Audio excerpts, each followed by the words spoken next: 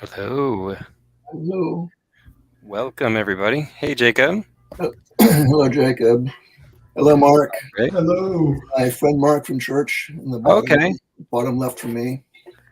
I told him about this. He said he'll join us. Good. Cool.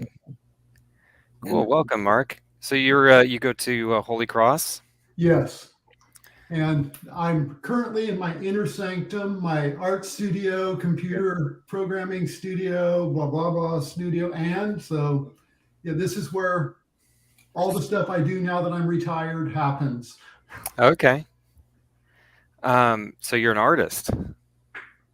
Actually, I made my living doing IT. So this is good. I met Rick at Holy Cross, which is good because I need to learn at least one more language because I only know computer languages and English. So great. And have we met before? I mean, actually my wife and I went to Holy Cross for a couple of years, a long time ago. Would have been probably 2009. Oh, I am a relatively new convert. I was a Zen Buddhist until I got baptized in 2020 at Holy Cross. Very interesting. Okay. Zen Buddhist, were you really committed to that? Was it? Yeah, actually, I worked with a teacher that had. They also have kind of it's not apostolic succession, but yes, he actually had the transmission, etc. And but God had other ideas, and I am so happy that He did. So, wow, awesome! Thanks for joining. Sorry, I'm texting. Actually, it just reminded me to text Deacon Joseph Sharinga. I don't know if he's aware that we're doing this. We should ask him to join. Let me send this to him. And so, Mark, this is Jacob Federecci. He's I don't know. Would you call yourself the godfather of what's going on here? Don't blame me. I am very supportive of Tim and this project of his because I think it adds a voice of sanity to what's going on in the world in general, but especially on YouTube. Oh, yes. The only place worse that I've run into is Twitter, of course. So. We do broadcast on Twitter as well. Oh, you forgot to include my Twitter channel on here. We'll have to fix that. Is that something I did? Well, so I see. So yeah. Destinations. Okay. Yeah, and what's the purple one there? The purple one is Twitch. Okay, Twitch and Twitter. Okay, gotcha. All yes. Right. So those are my 3 channels: Twitch, Twitter, and YouTube. Gotcha. Not that many people watch, but sometimes from Twitch, we get nice people just jumping in and deciding they want to talk. And I've actually made some friends from Twitch, which has been interesting. And oh, well, I mean, after the Chino conference, I'm actually driving up north to pick up my dog. So on the way, I might actually come and meet up with some of the people. So if anybody's interested in having coffee with Jacob in real life, do let me know. Yes. I'm interested. Jacob, what state are you in again? I live in Los Angeles. Oh, LA. Okay. When you say up north, how far up north are you going to go? Pretty much the Canadian border. In fact, I'm going into Canada. So you're going to go through Sacramento? I often do. The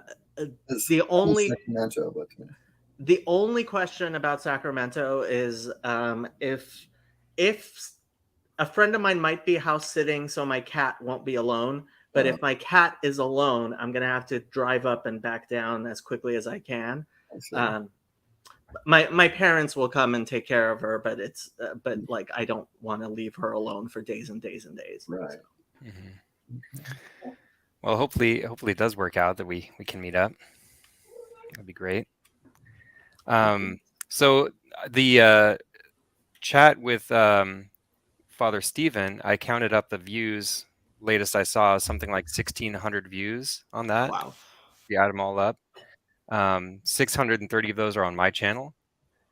And I haven't looked at how many people saw our Bible study that you participated in, Richard, but it was in the hundreds, I'm sure. Uh-huh.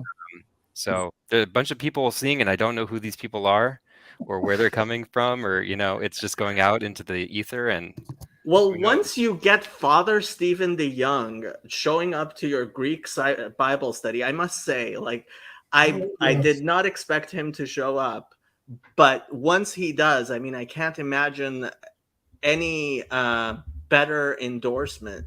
So yeah, I was very, very I was like, God has blessed Tim, that I can tell. God. Well, so Rick has prepared another handout, and if anybody's watching and they want to download the handout, it's if you go to the comments, the live chat, there's a link to my Discord. You go to my Discord, sign up for it. I don't think it will cause you any trouble signing up for it. And you go to you'll end up in my Discord page, and you'll want to click on Greek Bible Study. Hashtag Greek Bible. Maybe I should share my screen and show how to do that. Let's see here. Share. How do we share again? Help me out, Rick. Or sorry, Jacob. How do I? So present. Share? Oh, present. He's on the top bottom. Present. You see it says mute, stop cam, settings, present. Click on present. I don't see those options. Interesting. You're on StreamYard, right? Yep. Okay. So sorry. Bottom, there should be a toolbar. Mute, stop cam. Oh wow. Okay, I see what happened. That's weird. Okay. Present. Got it. Okay. Click on present, and then probably share screen. So okay. And then there we go. There you go. Okay, and then I need to add that to the stream, and then switch okay, perfect. That'll work. Okay, so there is the Discord page. If you haven't seen it before, it's what it looks like. And once you sign in with my my invite link, it'll bring you to the Philotimo page. You go to the text channels, hashtag Greek Bible Study, click there. And here it says notes on the LXX Psalms.pdf. Download that and open that up, and there you go. We'll also, I think, share it on the screen here. Okay. Let's see. How do I stop sharing? Remove. There we go. Okay. So with that, let me bring up Rick's handout. Present, share screen, window, here we go, and add to stream, and I'll have to zoom in there. Okay, here's Rick's handout. If anybody wants to join in, I think we can handle a couple more. Hey, Upcycle. We could probably handle a couple more people in the stream. So click on invite and copy the StreamYard link and put it into the thing. Okay. Into the chat. Where is invite at there? It's right next to present. Oh. Hide. Invite, copy. Okay. And then put it into the chat. There we go. Cool. So here we are. For those who haven't been with us before, Rick, Dr. Richard Cervin is he's got a PhD in linguistics and a focus in classics. He and I did a Greek patristic Greek reading group some years ago, and I asked him to lead this Greek Bible study. So what we're going to do is hopefully get into the text a bit today. We're just going to go look at the Greek text and talk about textual stuff, grammar, just go line by line, however Rick wants to do it. But first, we'll look at his handout here. So go for it, Rick. Okay. Well, this thing I put together, this is a lot shorter than the one last time. It's only 2 pages, actually 1 page though. So, because I don't know exactly who's watching, and I know not everyone is Christian necessarily, not everyone's Orthodox, and so it's like a little. Since we decided to start on the Psalms, I thought I'd make a few comments about the Psalter and the way it's different for the Orthodox. I know the Hebrew Book of Psalms, at least in the English versions, I'm not sure about the Hebrew if they do this exactly, but it's if you read through the Book of Psalms, in most English translations, there are 5 books. They're organized like Book 1 is Psalms 1 through 41. Book 2 is Psalms 42 to 72. At the end of Psalm 72, the last line is the prayers of David, son of Jesse, are ended.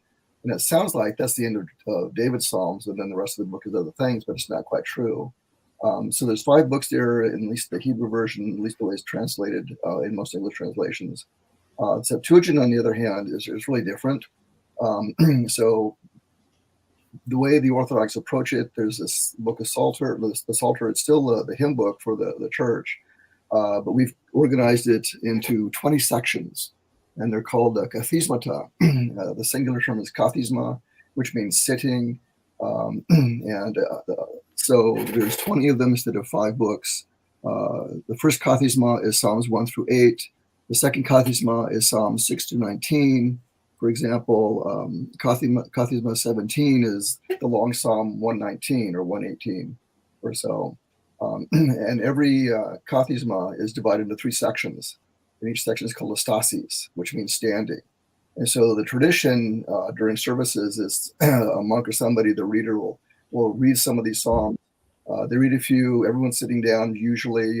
If there's a pause, people stand up and they do our Father, not our Father, but glory to the Father and the Son and Holy Spirit, little chant or something. Then people sit down again. They do the next section, then they stand up. This is why it's called sitting and standing. So it's, kathisma, stasis, or kathismata, and stasis for the plurals. And the way it's organized in terms of either personal reading, I've done this myself, I usually do this anyway. The Psalter is divided into a schedule so that you can read the entire Psalter in 1 week. Usually you read 2 kathismata in the morning and 1 in the evening. During Lent, the schedule is rearranged a little bit, and you can read the entire Psalter twice in 1 week. And the Psalms are so important that they're used almost every service. So the Divine Liturgy, it starts with a couple Psalms, it ends with a Psalm. Matins, let's see if we're looking at the screen. Matins, the hours of prayer, Vespers, Compline, they all have Psalms, anywhere from 3 or 4 to a dozen or more. So the Psalter is used constantly throughout all these services. And a lot of people read them on their own. I know one friend of mine during Lent, he usually reads the Psalter twice a week, and he sort of has his devotional to read through the whole thing. Wow, that's like 7 hours. Yeah, well, I've done that twice. I've done it in Greek, I've done it in English. When I was still working, I try to do it during the week, during Lent, and I my pocket Psalter at home at school, and I'd read one during the hours as best I could, depending on my schedule and teaching and everything. And this is an example of a Psalter. So that's basically it's got the kathisma so here's the 16th kathisma, and then it's like something like 3 psalms per stasis, so it's like 9 psalms total, something like that. It varies. I've timed myself reading. It takes me about 15 minutes generally to read one kathisma. Just sort of trying to read it and not trying to rush or anything. But another thing about the Psalter that's really confusing for a lot of people is that the numbering is different. And so in most English translations, they have the number is the Hebrew number, which is fine until you get a Catholic Bible or something, or an Orthodox Bible, and you see the Psalter is different, the numbers are different. The first 8 are the same, and the last 3 are the same. Everything in between is off by 1. And so it starts with Psalm 9. So I don't know why, but for some reason, whoever was translating these things into Greek, they combined Psalm 9 and 10. So they're separate Psalms in Hebrew, they're combined in Greek as Psalm number 9. And from that point on, everything's off. and I can never keep track of which way it goes. If you're starting with Hebrew, let's see, on my note here, you have to subtract 1 for the Septuagint. If you're starting with the Septuagint, you add 1. I know my Revised Standard Catholic edition and the Orthodox Study Bible has both numbers listed on every one of them, so it's easy. Okay, now you've gotten to the second page here. This is about authorship. Sorry. That's okay. It's a chart I put together a number of years ago just out of curiosity, because I noticed as I was reading through the things, even before I became Orthodox, I reading the Psalms in Greek or something. An English translation says, "Oh, this is for a song written by David," and the Septuagint says it's written by Jeremiah or somebody else or something. And so I was just kind of curious about, well, who wrote these Psalms exactly? How many of them did David do and everything? And I put this thing together, this chart. So on the left side, there's the Septuagint, and on the right, it's Hebrew, and I'm using the New King James, the Revised Standard for these numbers.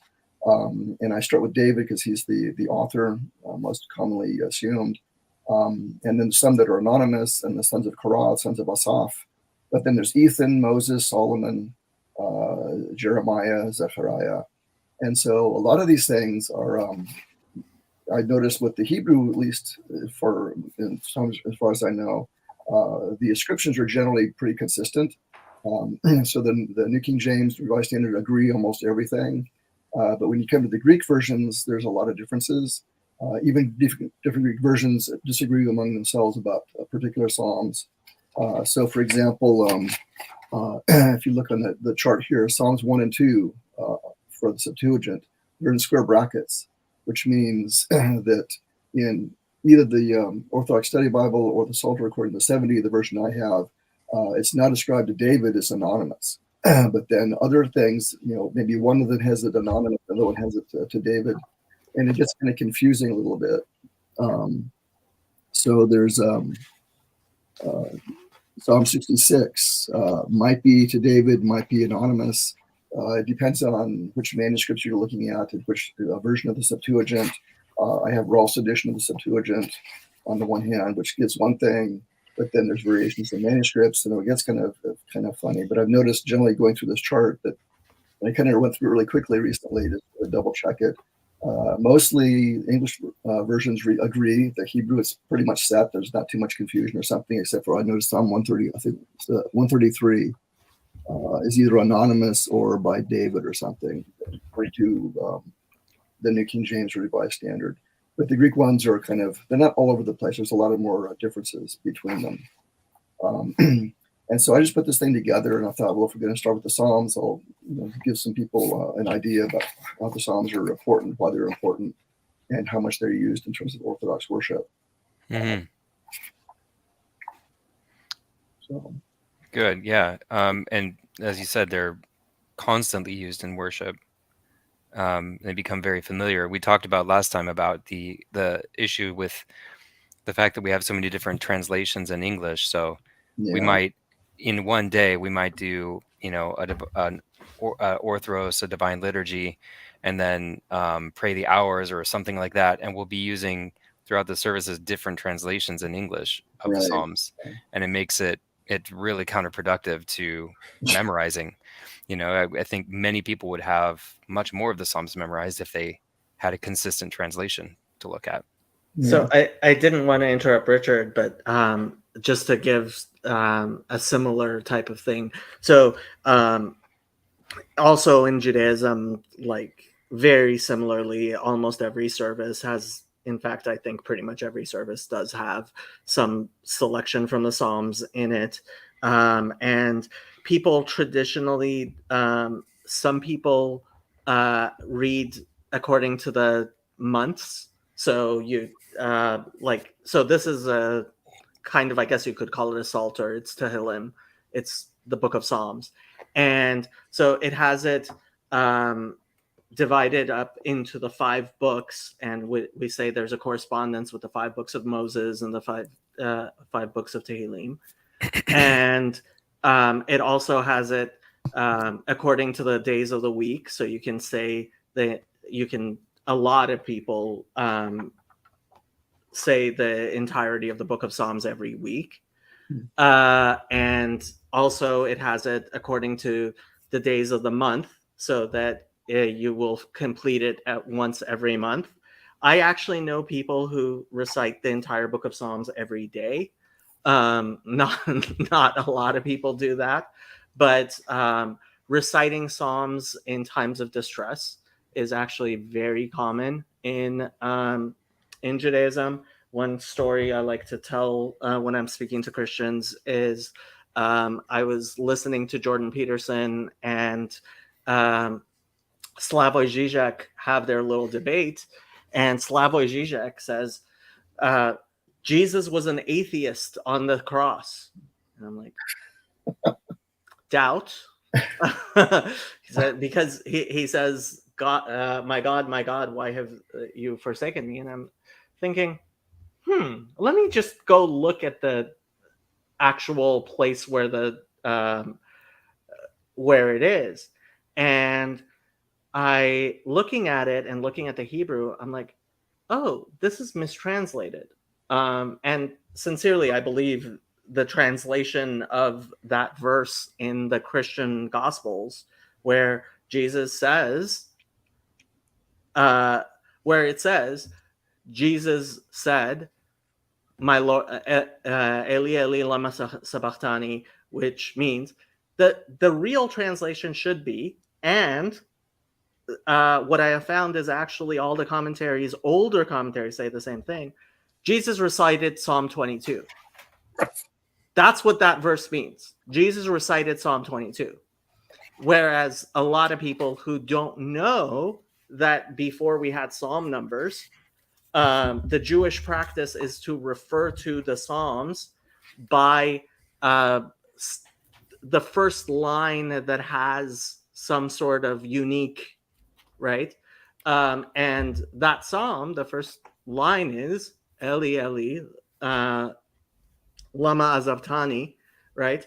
That's the Hebrew. And so that actually started my whole thing of, some, if not a lot of Christians don't know enough about Judaism to actually really comprehend a lot of the things that's in their own Bible. And so reciting and memorizing and reciting Psalms at a time of distress is a very common thing in the Jewish world, and has been for thousands of years. And so Jesus reciting the entirety of Psalm 22 on the cross isn't at all strange. The idea that someone who is being crucified would recite any or all of the Psalms by heart would not be a strange thing in Jewish culture whatsoever. The other thing I will say is, so many of the Psalms, if not most of the Psalms, have a line at the very beginning, which in the Hebrew, it's considered just like the first verse, but that verse is not a part of the Psalm itself. It's kind of, for example, I just opened up in Psalm 69. It says, Lemenetzeach al Shoshanim leDavid, which gets translated for the conductor on the Shoshanim, which is a sort of instrument, we believe, by David, right? So what you will oftentimes see is the translations will be a line off between the Hebrew and the translations. In a lot of translations, there will be a sort of headline or something that won't be part of the Psalm that will give you the same information.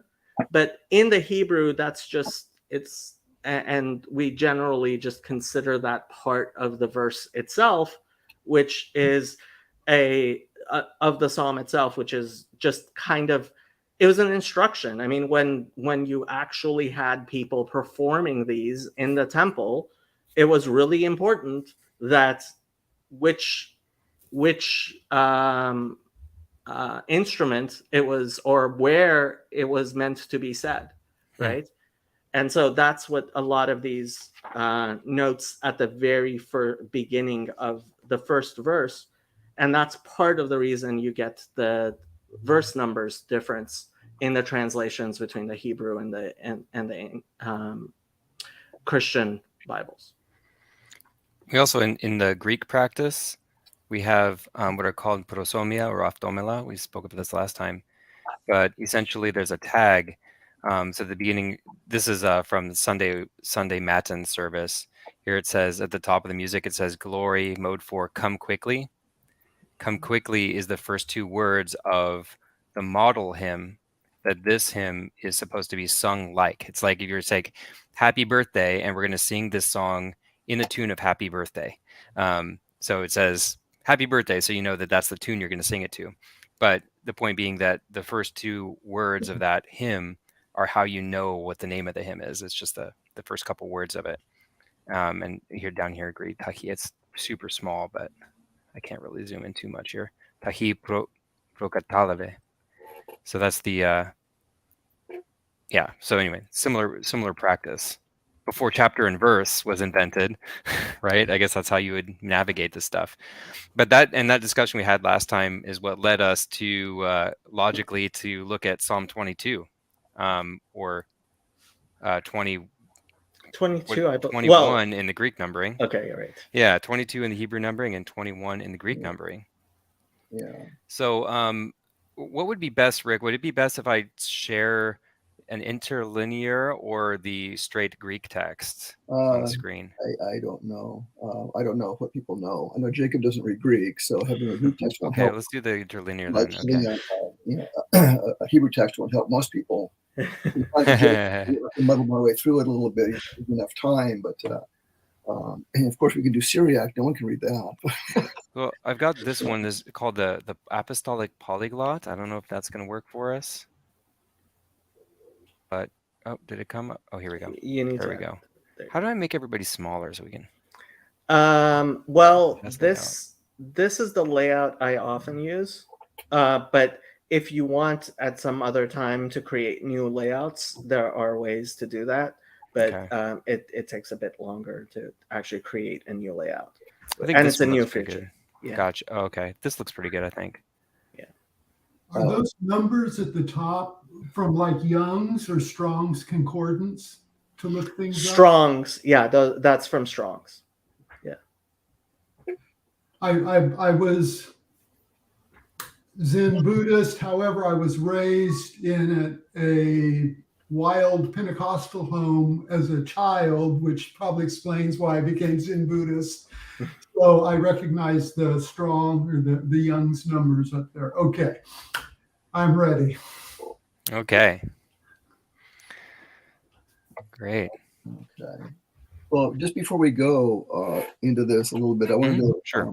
I got like a comment and a question, mostly based on what Jacob said. Just a comment about the little I just call them inscriptions in my little handout. Verse Psalm 21 or 22, and you just head up on the screen. Istotelos tis ipoptis antilipsios tis eothinis somos to David.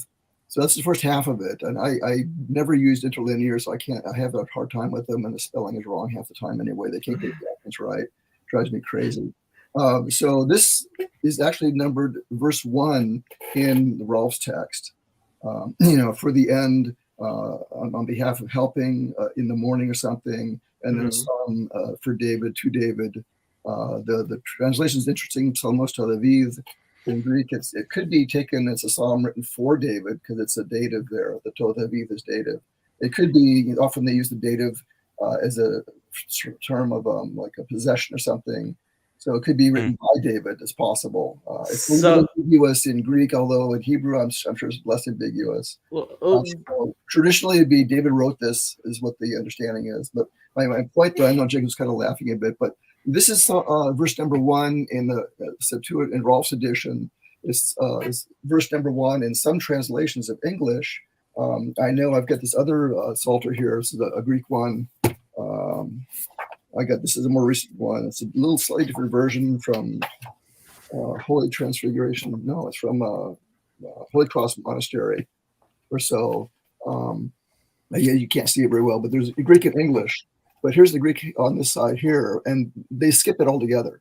So these, all the way through here, they just delete them. Not even there. And I've noticed in some English translations they do the same thing. I just looked at my Revised Standard, and that little verse 1 is in small script and it's not numbered. So it's like it's above. And like Jacob said, this is why a lot of English translations are different or something. And I've noticed this occasionally. Verse numbers, yeah. Or something, and people go, oh, look at verse 5. And I'm like, no, it's not verse 5, it's verse 6 or whatever.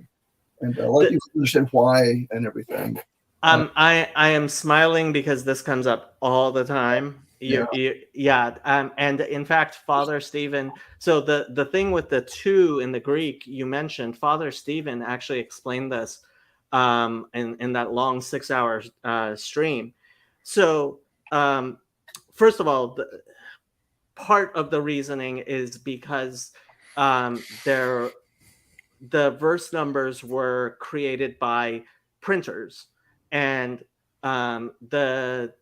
what's called the Rabbinic Bible, the Mikraot Gadolot, was printed by Daniel Bomberg about 500 years ago.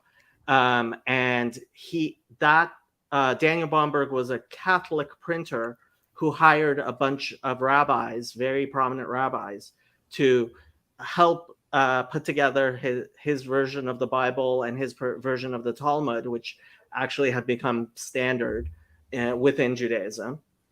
And that Rabbinic Bible by Daniel Bomberg became what the translators of the King James Version used in order to translate the Bible. I'm not sure about the various Christian numberings exactly, but I know that part of the reason we have different numberings is that the Jewish numberings tends to follow the Bomberg numberings, which the KJV kind of sometimes uses and sometimes doesn't. But the people who were translating the KJV were using actually Bomberg's Rabbinic Bible. And I am not sure if it's a difference between the Septuagint and the Masoretic text. Bomberg's Bible uses the Masoretic text, of course, because that's the Jewish text. The Masoretic text has the note, I would call it, at the beginning of Psalms. I don't know if the Septuagint does or not. Always, or I'm not very knowledgeable about the Septuagint myself. But what Father Stephen pointed out was that, in fact, a lot of times in trying to translate from the Hebrew to Greek, there's a lot of attempts to woodenly copy the Hebrew. And he actually mentioned this thing with the lamed in Hebrew. So there's a preposition in the Hebrew lamed. It's a prefix, and that prefix translates to English as to, Or for. and or for, or by, or let me read for David by David. Right. And so in order to kind of allow you to translate back to the Hebrew, apparently at least some of the translators of the Septuagint used very similar language in the Greek that can easily be translated back. So in the Hebrew, it says, Lama netzeach al ayelet hashachar mizmor le David. So a psalm, using that prefix, lamed, David. Now, generally, when the translation should be by David, because that's how you would use that prefix lamed in the Hebrew. But lamed technically means to. So I can understand how they may have used whatever the Greek equivalent of two is, there, despite the fact that here contextually, Mizmor LaDavid is pretty clearly saying it's a psalm by David. Yeah, well, I know the Greek text, I think what they're doing when they have the la in Hebrew, they're using the dative case basically in Hebrew, in Greek. So la David comes out as to David, which is just, it's a dative. So to is the word the article the in the dative singular masculine. Whereas somos to David, a psalm, and then the translation up here on this thing, this is why I hate interlinear things, is it's all screwy. A psalm to David. So someone who knows nothing about Hebrew and nothing about Greek will look at this and think, oh, look, somebody wrote this for David, on behalf of David, which is completely wrong or something. And I know with la in Hebrew, it can be translated with different prepositions in Greek, is or pros, different things depending on the context. There's lots of ways to do it. But I think in the Psalms with these ascriptions, generally they're mimicking the Hebrew version, Asaph or something, and they will say to Asaph or le David or something. So this is what they're doing, is sort of trying to make a little formula in a way, which works fine for a while, but you can't be too literal with these things. A lot of times when I translate to English, especially for a Hebrew speaking audience, I will sometimes give these indications. Oh, well, this is what the Hebrew is, that somebody who knows Hebrew can easily. And again, these translations to Greek are obviously translations. And I think there's, you get a loss when you don't understand that a translation is sometimes, particularly for an audience who knows enough of the original language to recognize forms in a certain way, as opposed to translating for somebody who only speaks the other language. Yeah. Oh, ick. Looking, I hate interlinear things. See this thing here, right off the top. This is my gut reaction. The very first line, isto telos. Telos is director. That's probably a mistranslation. Υπέρτης αντιλήψεως της Ιωθηνής. For the assistance of the early morning. Αντιλήψεως could be help, succor in the old, not sucking on a stick, the old-fashioned succor, S-U-C-C-O-R or something. Right. This is morning. Psalmos is a psalm. O theos, it says O God. O is not O.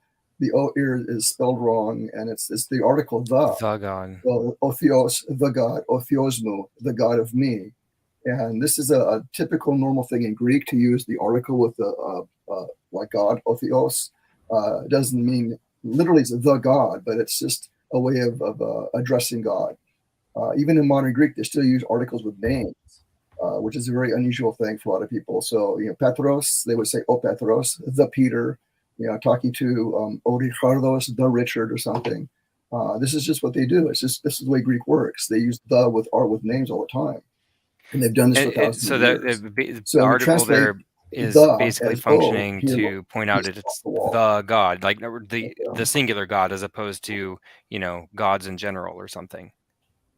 Or God in general, right? You're breaking up. I didn't quite hear all that. Okay, I'll be right back. You're fine on my side. No, I think that might have been from, You're fine, Tim. Okay, carry on. I'm gonna go check my son's not watching TV because he's gonna screw me up. Okay. Okay. So one thing I will say, I'm very interested in how they came up with assistance. For the assistance of the early morning, because what these words al ayelet hashachar means in the Hebrew is very, very, my translation here doesn't even translate it because it's not clear at all what ayelet hashachar means. Oftentimes I see it translated as for the doe, D-O-E, of the morning. Ayelet hashachar is a very it's a very difficult term to translate from the Hebrew, So I'm just, it's just hilarious to me that how they figured it out, because I don't know, but where they got the word assistance when it comes to Ayala Tashahar. Yeah, I don't know either. I'm just looking at, let's see. Okay, so the New King James for Psalm 22, it says, to the chief musician, set to, and then quote, the deer of the dawn, unquote, footnote, a Psalm of David. And then the footnote just says Hebrew, what is this? Ayeleth Hashachar or something. Mm-hmm. Yeah. Did I say that right? Because this transcription is goofy. Ayelet Hashachar. Hashachar. Yeah. Okay, so they have a to the deer of the dawn. I guess they're giving the Hebrew phrase because no one knows what it means. Revised Standard has to the choir master according to the hind of the dawn, a Psalm of David. So I don't know. This might be, this translation, the Septuagint, the Psalms was done maybe in the 2nd, 3rd century, 8 or BC. And there's the Hebrew on the one hand, there's the Greek at the time at the other hand. So whatever the Hebrew text is, maybe it's a different thing. Maybe there was a change over the centuries. I don't know. Maybe it's like a technical term in Hebrew, and they're trying to render this as a technical term in Greek, which doesn't work. Or maybe they're just being slavishly literal in etymology. I really don't know what they're coming from or how they're coming up with this thing. And there were multiple texts. I mean, today we tend to talk about the Septuagint, but if you look at a critical edition of the Septuagint, you will see there are actually several versions, and there's one. I think it has been whittled down to a single or a few versions, but it's not as uniform as people like to sometimes think of it. Yeah. So I know I've seen different renditions. I haven't paid too much attention to these inscriptions in the Psalms in general. Occasionally I've looked at them in different English translations, and they're often kind of different. And it's like, I forget which one. There's one that I used to use years ago, and they would translate all these terms, mismor or something, and that would transcribe them. Almost as if, well, here's this Hebrew word, and we don't know what it means, so we'll just use the Hebrew word. Or something like that, and others have a translation and think, well, what is it? How did they get that from this? And it's just kind of screwy. Yeah. So menatseach is menatseach. I mean, literally means the conductor. Makes sense, but the person who causes people to make music. So that's why director or conductor. But menatseach is the person who makes other people make music. Yeah. Yeah. It might, I just had a thought. I know this is probably translated in Egypt, in Alexandria. That's the tradition in general. So it might be the case that there was some, maybe a local, regional dialect, so to speak, or something, or, we have regional terms for different things. Even in English, in America, you go to different parts of the country and they call it the same thing by different names. I remember years ago getting in trouble trying to order just a black coffee in Boston because I wanted a regular coffee and it came with a pile of sugar and milk in it or something. And then I thought, well, and I wanted to order a milkshake or something, and I got chocolate milk, and I thought, well, where's the ice cream? They looked at me like I was crazy. And I thought, the milkshake, no, it's chocolate milk. And I learned later that, I know what I want, but I'm using the wrong term because I'm back east or something. Yeah. And so it might be in Egypt in, say, the 2nd century BC or whatever, maybe especially in the synagogue or something, because they were speaking Greek, maybe they use this term, this Greek word telos, maybe as a quasi-technical term for their synagogue practices or something. And maybe this is a term that was known by the people then. It made sense to them. It's been put in the text. And now 2,000 years later, we're scratching our head trying to figure out what it means. Or something like that. So this is a possibility in terms of this translation is so old. Yeah, yeah. And I think for at least, I know years ago I was at a monastery and I saw on the shelf a commentary, I think it was by St. John Chrysostom. And I didn't buy it. I should have bought it at the time, but I thought this is crazy. And the entire thing was his commentary on only the inscriptions in the entire Psalter. We looked at nothing. Interesting. And the whole thing, and I thought, yeah, and I thought I should go back up there. I don't remember who published it. I remember the title. I remember looking at things, thinking he's got pages and pages on only the ascriptions. Yeah. Single song. So whatever he had back then maybe would be really interesting for us now. I don't have the text, unfortunately. But some guys back then were really interested in this kind of thing. I think even most English speakers, they look at that first thing, and they don't consider it part of the psalm. They'll start with, my God, that's verse 1 in our translations or something, and they start with that, and they ignore the rest, probably.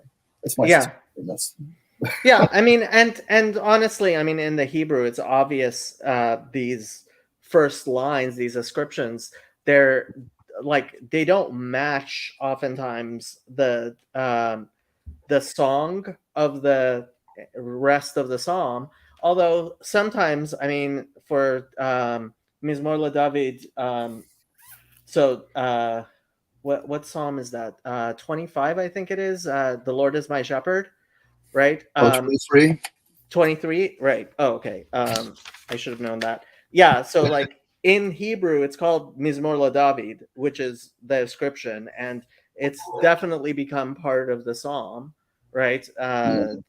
And how you start off is how you read the rest of the psalm, but which is kind of funny because it's certainly not the only psalm that starts off Mizmor LeDavid, but it's become the psalm that's called Mizmor LeDavid. Yeah. So Tim, you mentioned going through like line by line or verse by verse or something, or what do you want to? However you want to do it. I think that's how Jacob has done his Bible studies in the past, right? And then so the way I started initially, I didn't actually expect anybody to ever watch any of my videos ever. And so my first video, and I did several videos like this, I actually would go letter by letter through the Hebrew, explaining the morphology of each letter, so that somebody who wanted to, if they went through some of my videos, could find the video, could find the verse that they were looking for and get an explanation of that verse's morphology without any like previous knowledge. I didn't expect anybody to actually watch my videos, right? So I expected people to only go to individual verses. So for each verse, I would explain every single thing every single time. And you can imagine this was incredibly boring and took forever. And it amazes me that people started watching my videos. But I started getting a following of people who were actually listening to these videos.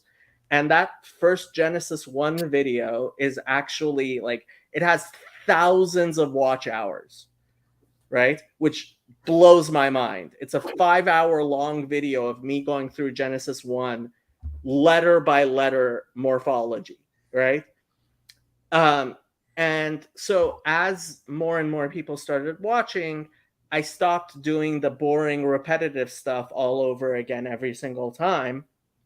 And so to the point where my newest Bible studies these days are actually people just come on and we discuss whatever they want, and it's very informal. But I changed depending on the format of the audience. And so I don't know if you want to start off with my boring word for word, letter by letter morphology, although that worked for me, and that's the only reason I have a channel now.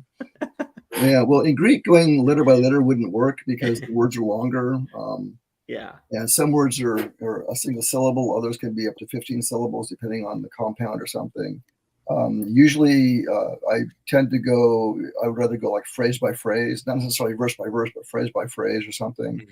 Mm-hmm. And because when you're reading something, no one reads any text syllable actually did, a syllable at a time. The ancient Greeks, from what I understand, because they would write things scripta continua, a manuscript, and they would write things all together. And so years ago. So Tim, you remember my friend Donna, right, from last time? She couldn't make it this time. She's traveling, but because we've been friends for so long, and we used to write back and forth. And I got some parchment paper and a pen, and I wrote her a letter. I put the thing, it wasn't in Greek, it was in English, but I wrote the whole thing, scripta continua, in capital letters with no space all the way through the whole thing, or something, roll it and send it off to her. We got the thing, and she said, I'm going to get even with you somehow. It's going to be hours to figure this out, because if you're reading. Uh-oh. Okay, here's the word here, and the next word, and I don't know how they did it. We're not used to doing this. We don't do this anymore. This is why we have spaces and words and everything. And didn't Greek used to be written, what do they call it, as the ox plows? The boustrophodon.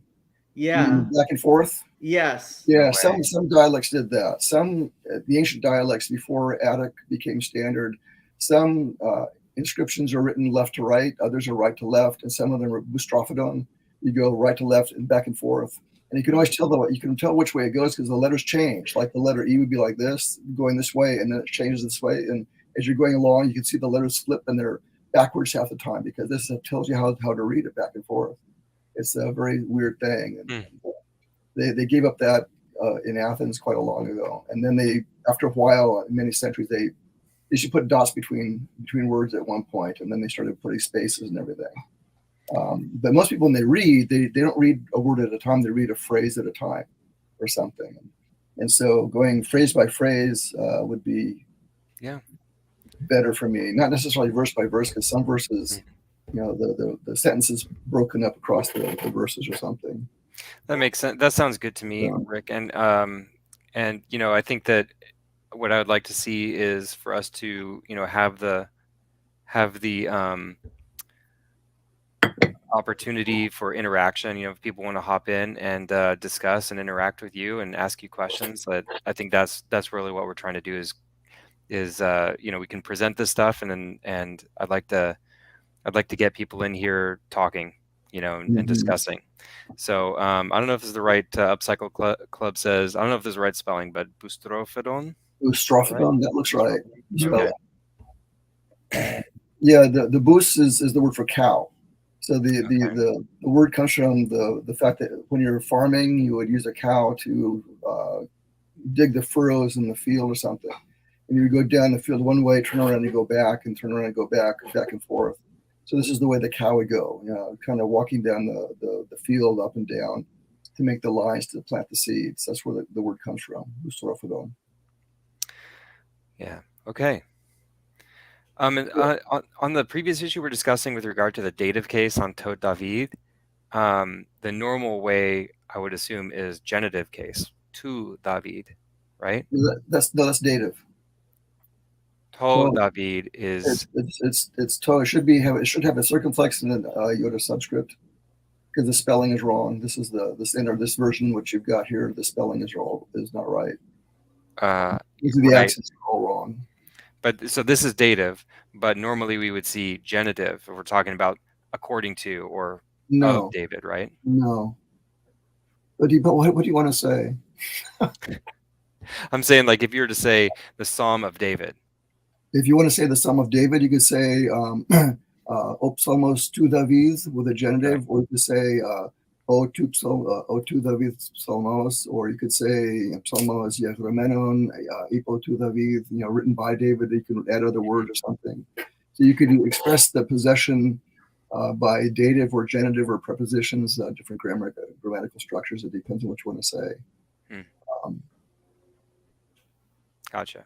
So, but this, just looking at those three words, Psalmos tu David, by itself, out of context with nothing else, it could be ambiguous. It could sound like someone wrote a psalm for David. That's the way it could be taken if you take those three words out of context and ignore everything else. That's possible, but you have to have a context, and words can't be taken out of context because they can mean lots of different things, and the context will change matters. Gotcha.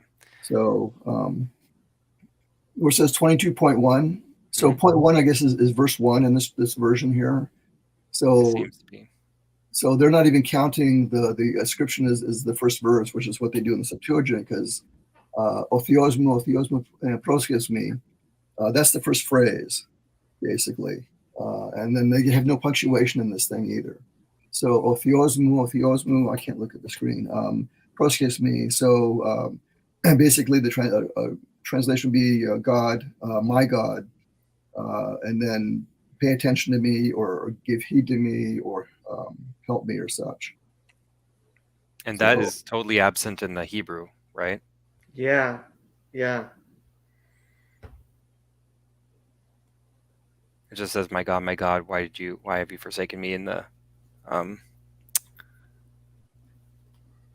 Hebrew, RSV. yeah. Mm-hmm. Process me. So this phrase "πρόσχες me" is not in Hebrew. It's not in the Masoretic text, no. Okay. Again, I know years ago when I was at Biola and other places, I'd heard people say, "Oh, I think I mentioned this last time. If you have the Greek text and the Hebrew text and they differ, the Hebrew's right and the Greek is wrong automatically." And I've been told by different professors, if there's a difference between Greek and Hebrew, then Hebrew's right and Greek has been mistranslated. And it's like the end of discussion or something. But more recently, I've been reading some other things, and apparently there's a number of people, and this makes more sense to me, to say that maybe there's not just one Hebrew tradition, there's maybe different ones. I know there's a Babylonian, I think I mentioned this last time. And some people saying that there might have been they're calling it an Alexandrian recension of the text as reflected in the Septuagint. We don't have the Hebrew text itself that this is coming from, but it might be possible. I think it actually is possible, but there's no evidence exactly for it, that the translation is based not on this specific Hebrew text, but whatever they had at the time. So this gets into a very, ultimately it becomes a theological discussion. Right. And obviously I believe in the Masoretic text because I believe in the Masorah. I believe in the Jewish tradition. And there used to be a lot more debate about it before the discovery of the Dead Sea Scrolls. Part of the reason that I have been having the discussions with Father Stephen that I have, Father Stephen, as a scholar of the Dead Sea Scrolls, agrees with me on what many people would call Masoretic text primacy. There used to be many Christians, specifically, I believe in the Orthodox Church as well, who believed in Septuagint primacy. And to some extent, there still are people who believe in Septuagint primacy, but that's become a lot less common. So there are theological debates that can be had. Generally, the positions that are most common today are either Masoretic text primacy, which I obviously hold, but that's a theological position. And what you're describing is more of a conciliatory way of looking at maybe not necessarily Masoretic text primacy, but also at the same time not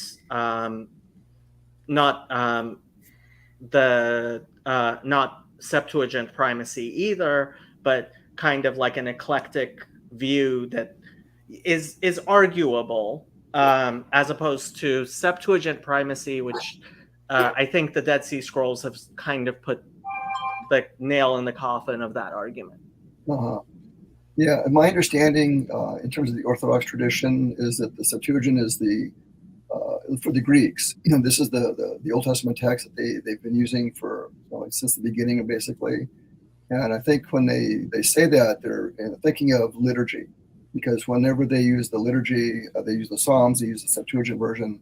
When they read the Old Testament, the prophecies, or the anything, they're using the Septuagint version. But then I know I think I mentioned this last time. I forget the exact things. In my other handout, one of the Psalms, I think it's Psalm 7 or something, and John Chrysostom, I found a little comment or something, and he was aware of, here's the Hebrew reads this way, and he said the Greek versions, plural, I noted, have something slightly different, and he kind of just took them both. And I thought to myself, this is so typical of Chrysostom, to say, well, here's the Hebrew tradition, here's the Greek one, and he doesn't say one's right, the other's wrong. He just takes them both and says, well, because I know a lot of the fathers, some of the fathers did say that the Septuagint was more inspired than the Hebrew. I wouldn't go that far. But part of my reaction is in my past as a Protestant being told basically either explicitly or kind of implicitly, if there's a difference between the Hebrew and the Hebrew's right, Greek is wrong, because it's been mistranslated. And the idea that maybe what if it's reflecting in different texts? It's not just being mistranslated, but it's a different textual tradition, which doesn't seem to have occurred to anybody in the past that I was aware of or something.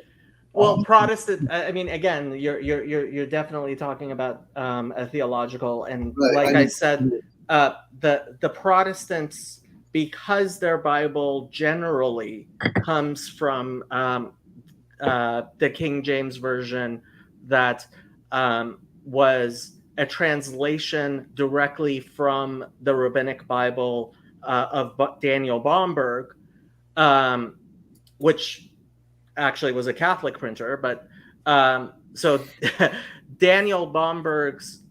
So oftentimes Protestants will say, "Oh, that Rabbinic Bible is the version, and since it is the Masoretic version that we as Jews use, it's an argument." It was a much bigger argument before the Dead Sea Scrolls, because oftentimes, sorry,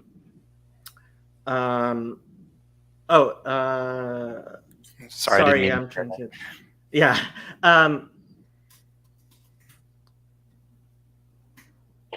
Which text did you want? I was trying to communicate to Upcycle Club without interrupting everybody. Hey, what are you talking about, man? Like, send me the link. I don't know what you're talking about. He wouldn't be able to put a link in the chat because only moderators are allowed to put links in chats. Gotcha. If he tries to put it, it won't show up. So yeah, that's not going to work, Tim. Yeah, I don't know how to. Yeah. All right, carry on. So back to the discussion. Yeah, so a lot of Protestants, because of that history with the Masoretic text, and when it comes down to the canonicity of which books of the Bible, I mean, the King James Version just took the Masoretic text as their Old Testament, and that's part of the whole argument there. Whereas obviously Eastern Orthodox and many Catholics would generally say, "Oh, we have the Septuagint, we have the Vulgate, we have various textual," and this is actually a vibrant discussion within Christianity, which I've had to brush up on recently. But within the Jewish context, we have the Masoretic text, so we have a scribal tradition, which was held by professional scribes for thousands of years. And I mean, to go on a Jacob rant, the Dead Sea Scrolls, I believe, very much have vindicated the Masoretic text. And that's what Father Stephen was saying as well. Father Stephen similarly, yes, believes the Masoretic text. A lot of scholars do, while certain people don't. I mean, I don't want to authoritatively say I'm right and everybody else is wrong, but I'm right and everybody else is wrong. So be it. So back to the text. Anyway, so the next phrase, iatim ἐγκατέλιπές. And again, there's no punctuation on the screen. So in the way it's quoted in Mark is different. They put the me in before. Эνκατέλιπές, which I'm used to seeing. So basically, this is why. Why have you forsaken me? Why have you abandoned me?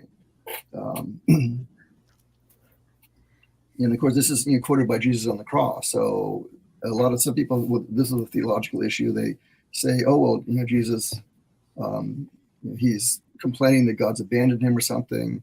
I don't want to get into all the theology necessarily because it gets to be kind of hairy and this is kind of pointless in a way to me. But anyway, but the text says, why have you abandoned me? Why have you forsaken me? And then the next part, μακράν ἀποστῇς σωτηρίας μου οι λόγοι των παραπτωμάτων μου. So far from my salvation are the words or the oracles of my transgressions or something. So μακράν, now there's on the screen, why is there a bracket there? Square bracket 4? What is that for? Is that? Μακράν. I understand this. From my, yeah. And μακράν doesn't mean R4, it means just far away, distance. And σωτηρίας μου, that says deliverance, but it could be salvation. Οι λόγοι, this is a really complicated word. It doesn't always mean word, it means lots of different things. So it could be the catalog of my transgressions, as they would use logos in Greek as in business, like in accounting or something. You've got an itinerary, not itinerary, I mean an inventory. So all of your items in the inventory or something is the account of what are the stuff you've got to sell. So logos can mean account. So if you've got something like οι λόγοι των παραπτωμάτων μου, it could be the account of my transgressions or something. Perhaps that's another way to look at this thing. So, and this is basically verse 2 of the text. I'm looking at Rolf's text I've got here, because that thing on the screen is off by 1. So Jacob, do you have any comments about this part here, or I don't? Well, so the logoi, I mean, that seems to be a very direct translation of divrei shagati. Davar and logos are, yeah. The shagati as transgression, that's interesting. It seems, I mean, if I were just generally thinking of it, it would seem to me that so shaga, which its outcry in my translation, is a much more rare word than shogeg, which is kind of the same word, similar word in Hebrew, which could be transgression.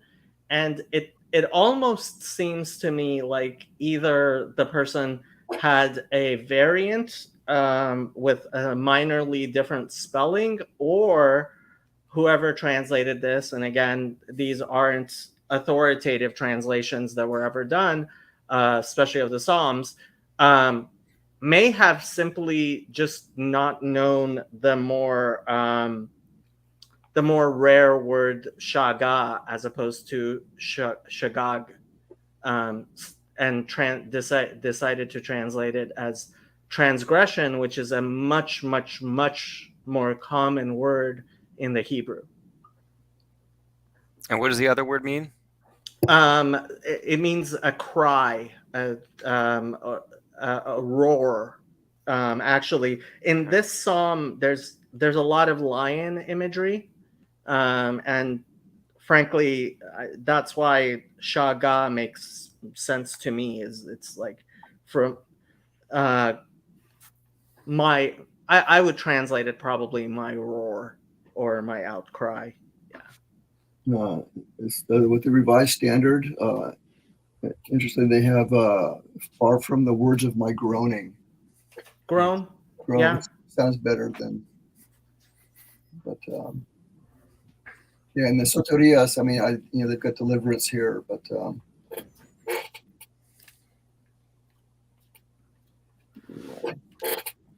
yeah, Yeshuati, my deliverance, my salvation. Yeah. Okay. And then verse 2, not verse 2, verse 3 here actually. Ο θεός μου κεκράξομαι ἡμέρας, κεκράξομαι ἰσακούσῃ και νυκτός εις ἀνοιαν ἐμοί. So ο θεός μου, this is another like evocative, basically addressing God, my God. And then κεκράξομαι is a future perfect actually. So the verb tenses in Greek are very complicated. In Hebrew, there's, from what I understand, biblical Hebrew, there's basically the perfect and imperfect, and they have different prefixes for the hifal and the hoval and the hual and the different things. It's and you couldn't always different structures. Yeah, totally different things. So it's like trying to translate, one animal in a sense into a totally different animal, and it doesn't work because the verbs are so radically different and everything. Yeah. And so it's really foolish to take these verb tenses and to run with them and insist on this or that or the other, especially when you've got basically 2 essential choices in Hebrew and you've got 7 choices in Greek or something, and there's all the moods and all the rest of it. So so I think just basically looking at this in terms of, my God, and I shall call during the day or something, or at the daytime, or I will call and you didn't hear me, or you will not hear me or something. And then at night, and there's no response or something. What do they have up here? Anya, thoughtlessness. So this is a common poetic structure in Hebrew. I call by day, and you don't answer by night. Right. So the type of what do you call it? Contrast, right? I call by day, you don't answer by night. It's a poetic structure you see a lot in the Bible. So this is part of the parallelism. General. Yeah. Right. It's one thing I noticed about. I know the Psalms are Hebrew poetry, and some years ago I was studying Islam a little bit or something, and I read somewhere some Muslim, I don't know who it was, or I don't know how authoritative this is supposed to be, but the claim was made that it's impossible to translate the Quran into any language. It has to be written in Arabic only, and nothing else works or whatever. And I thought, no, any language can be translated into a language. Things are always lost, but you can always manage something. But when it comes to poetry, you can translate ideas, but the rhythm is missing, and the meter is missing, and often a lot of the feel is missing. And what I realized, this is even before, long ago, many years ago, I realized, well, Hebrew poetry is, the parallelism is the focus of the essence of the thing, which is ingenious in a way, because the parallelism can be translated into any other language, because it's a matter of, it's not meter so much. I know there's meter and rhythm. I don't know what it is exactly. In the Greek version, they've abandoned the meter because it's not poetry in Greek, but they're getting the parallelism by trying to get the parallelism. Can you explain what parallelism means? What Jacob just said, do one thing this way and the other thing this way. By day, by night, I cry, I call. Often you get the same thing if you read the Psalms. There's a verse that says one thing and then it's repeated again in a different way, more or less. And so this is kind of typical of Psalms.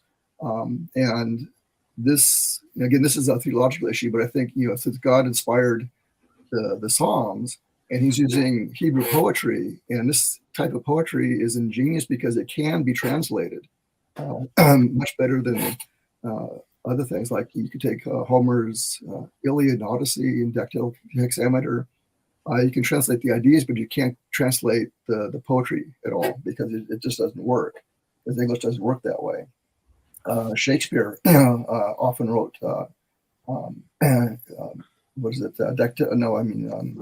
Iambic pentameter, which is good for English, but it doesn't work in other languages. So to try to translate some of this poetry into another poetic medium and different language, you always lose a whole lot. With the parallelism, it's the ideas, and the ideas can be transferred over, and that you can kind of maintain the parallelism more or less. But that's interesting.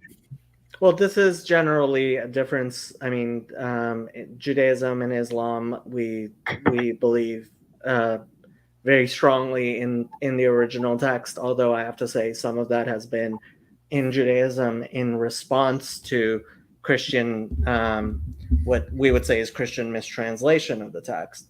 And in Christianity, the very strong belief in the possibility of translating the Bible, because I mean, if you don't believe in the possibility of translating the Bible, you can't really believe in Christianity, because it starts with translating the Bible. Right.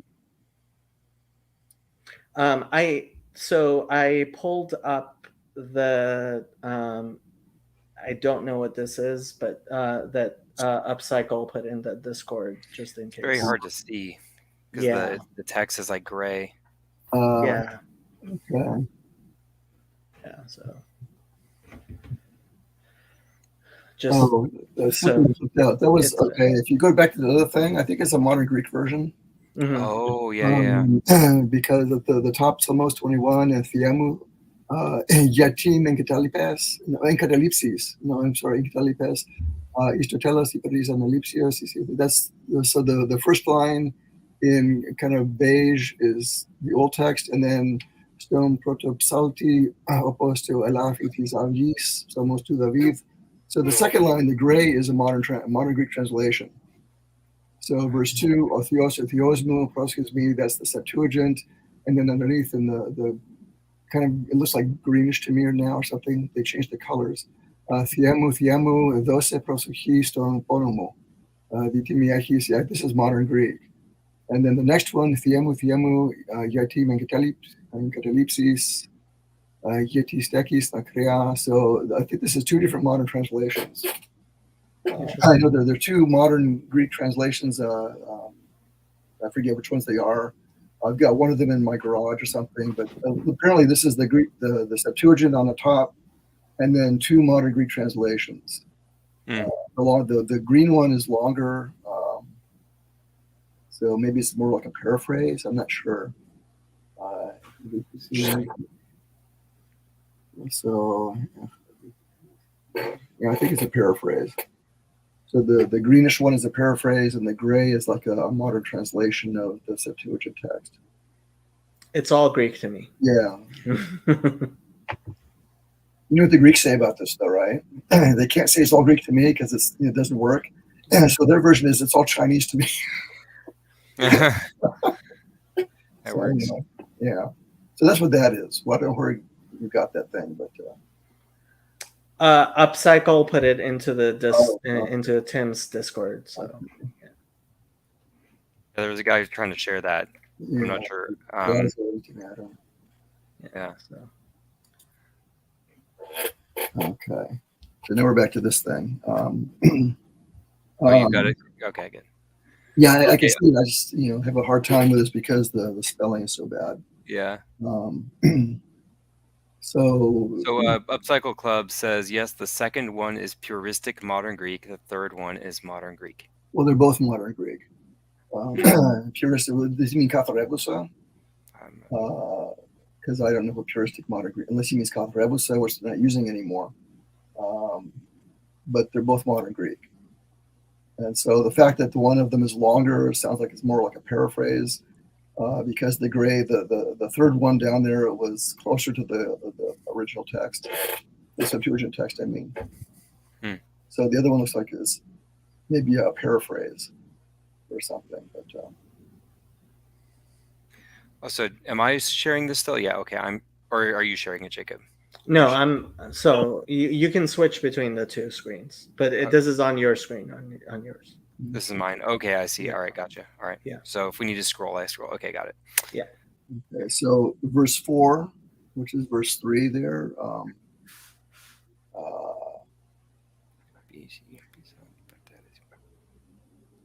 Okay, so well, you go up one. I think it's verse 3 on your thing. They're verse 3. Okay, excuse me. the Okay, yeah. numbers are wrong. I'm not See off. Okay, this is interesting. So, see the ἀγίοις κατοικεῖς, ἐπαινος Israel. Ἀγίοις, that word ἀγίο, that's a singular in the holy place, singular, but the Septuagint has, the Ralph's text has a plural in the holy places and the holies, and then κατοικεῖς, so you dwell. So talking to God. So see is you, is God. And then so like you, God, you dwell in the holies, basically. Maybe this is the Holy of Holies. He's probably thinking of the tabernacle. So if David wrote this is before the temple was ever built. So he's still got the tabernacle and everything, with the holy place, the Holy of Holies, and everything. Now, κατοικεῖς, is this the same word that's in the prayer to the Holy Spirit? Come and abide in us. You mean that the Holy Spirit prayer? Yeah. Let me check. Only in visit heal our infirmity. No. Yeah. So. Yeah, that's an interesting translation. I mean, I can understand it as a translation of the Hebrew "you" in the holy places, but so Hebrew doesn't have a present tense of the verb to be, Right. and it says "Va'ata kadosh," you holy. We generally would translate this "you are holy." Right.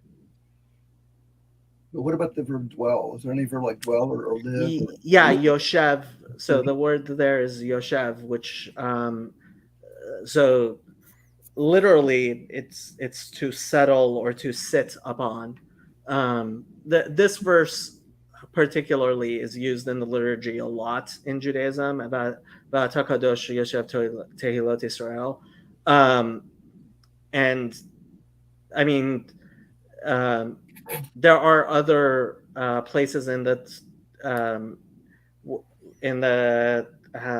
Psalms where it refers to God as Yoshev, and it says he's Yoshev on the waters, on the and sometimes I've seen it even translated as rides upon the waters or the praises or the whatever it may be. Yeah. So Tim, to answer your question about the Holy Spirit prayer, it says skinos ἐμοί. So come and abide. You know, skinoson is the word, not κατοικεῖς. Not synchorison? No, skinoson. Skinazo, skini is like tent. Skinazo is to dwell in a tent, live in a tent. Oh, yeah. This is a different word here. Okay, gotcha. So the text here is see the ἁγίου κατοικεῖς, or see the ἁγί and these ἁγίοις. Κατοικεῖς, and then ἐπαινος Israel. I think ἐπαινος Israel, not high praise, it's just praise. I think this is like another aspect of the parallelism, because the writer here is addressing God. You dwell in, you God, dwell in the holy place or holy places or so. Maybe the tabernacle, probably. And then ἐπαινος Israel is like in a positive.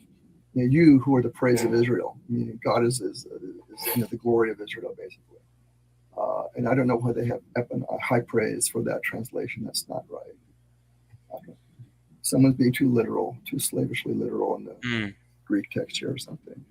Because ἐπαινος is just the word for praise, to give someone an A, if you want to be really kind of loosely colloquial about it. But it doesn't necessarily have to mean high praise. And then the next line, Яλπισαν, ἐπισί Яλπισαν οι πατέρες ἡμῶν. And then our fathers have hoped upon you, hoped in you. We talk about hoping in people or something. We don't say hope upon. It's not weird to say hope. I don't hope upon you, but I hope something for you. So again, they're being slavishly literal in their rendition here. And why are these? What's with the square brackets? The hoped. I don't know. What are they doing here? I don't know. Anyway. So and then Яλπισαν is repeated. ἐρρύσω αὐτούς. Sorry, I'm resizing here. It might shift around a little bit. A little bit better. Okay, so we did. Oh yeah, ἐρρύσω αὐτούς. Okay. So see the ἀγίοις, κατοικεῖς, ἐπαινος Israel, and then ἐπισί, ялπισαν οι πατέρες ἡμῶν, ЯЛπισαν και ἐρρύσω αὐτούς. So our fathers hoped in you, and they hoped repeated, and you rescued them, meaning the fathers. And then I think of like the Exodus, and really God took care of Moses and the Egyptian army, and all the battles, Jewish history and everything.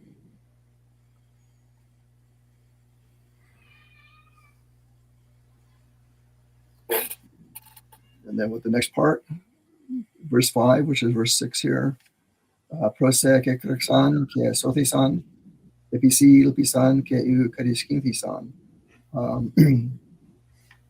And so they cried to you, and you saved them, or they were saved actually. So and they cried to you, and they were saved.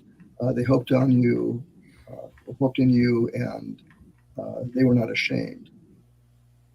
So disgraced. Okay. And in the RSV, it says disappointed. Yeah, to you they cried and were saved, and you they trusted and were not disappointed. Yeah, disappointed is good. Ashamed is good. Maybe disappointed is better, but disgraced, I don't know. I don't like that. And the word "u" there is just the negative. I mean, the way they have the lines here on the screen, "ke" is and "u" is just not. And "κατοικεῖσαν" is they were disgraced, or actually not disgraced, but they were ashamed, or they were disappointed or something. So even though they're trying to use English sentence structure, and they can't, it doesn't even match up with the Greek because it's too different. Another reason I don't like these things, because they just mess things up. So I can almost imagine someone who's never studied Greek or something, and they're trying to figure out how to pronounce this. Oh, look, here's this word "u," and that means they were not, and that doesn't mean that. Oh, right, yeah. It just means not. It's the negative not. And then if you change the accents, you change the word. So it could be "who" or "whom" or something different based on the accents, which are missing because they're so important. I'm a big, I get really irritated about spelling errors, and I get ornery. I keep telling people, you change the accents in Greek and you change the words, because the accents are so important. You can't just disregard them like they do here. They sort of ignore them all, which is a shame. Feel free to ask a question, Andrew. Welcome, by the way. Thanks. Yeah. Can you guys hear me?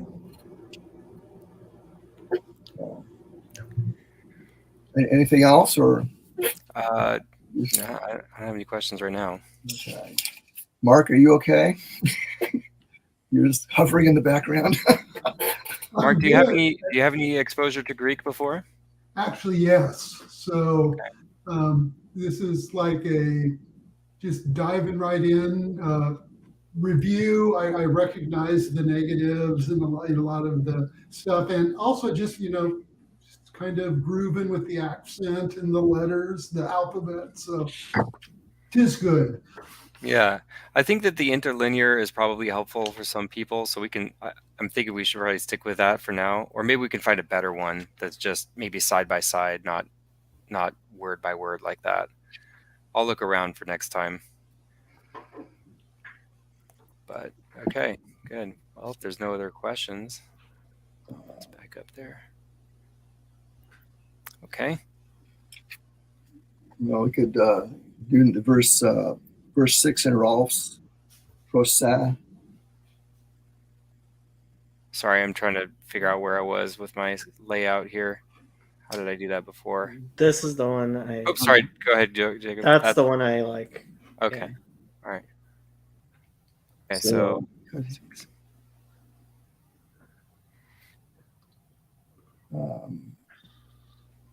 okay, so this is verse 7, which is verse 6. So eroidimi skolix anthropos. So I am a worm and not a man. And then onidos anthropu ke exudenima lau. So exudenima, a contemptible thing. This is an interesting Greek word because it basically means, the word means a thing not to be thought of, not to be considered, kind of like ignored or something. So it comes from the word for nothing. So they take the word nothing, they put an ending on it, the ma, and make a noun out of it. The verb exuthano means to think nothing of. So if I want to completely ignore you, I think of nothing. You don't exist. You're out of my mind.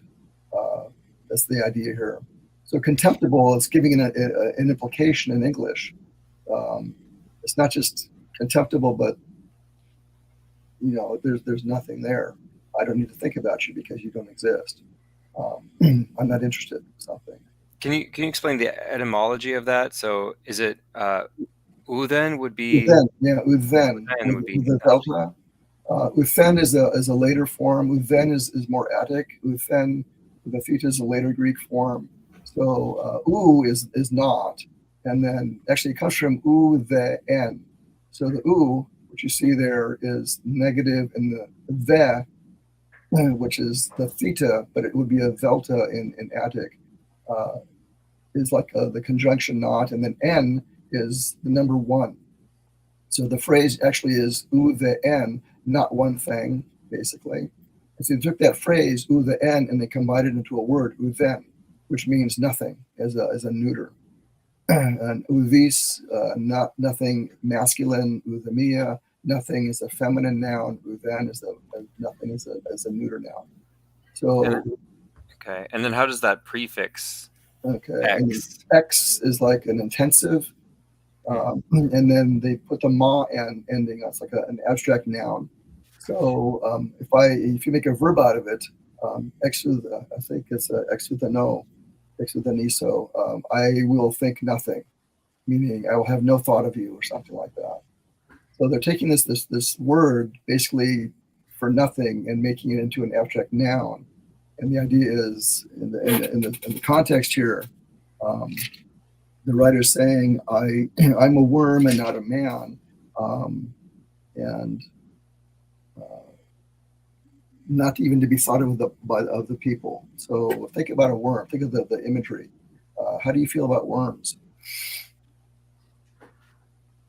I guess I don't think about them too often. No, I mean, like if it rains outside or something, you go out your front door, there's a worm on the sidewalk or something. What do you think about the worm? You even notice it? Why'd you do that, buddy? Back to the dirt. I mean, this is kind of the image, So the writer's thinking, I'm a worm, I'm nothing, and because I'm a worm, the people won't even think of me. They're not. I'm as important to them as a worm is to you. If you see a dead worm on the sidewalk, I mean, people don't even notice it. It's like a little scrap or something, and if anything, you kick it out of the way. But people won't even do that. They just walk over it. You won't even notice it, or something like a little twig or something.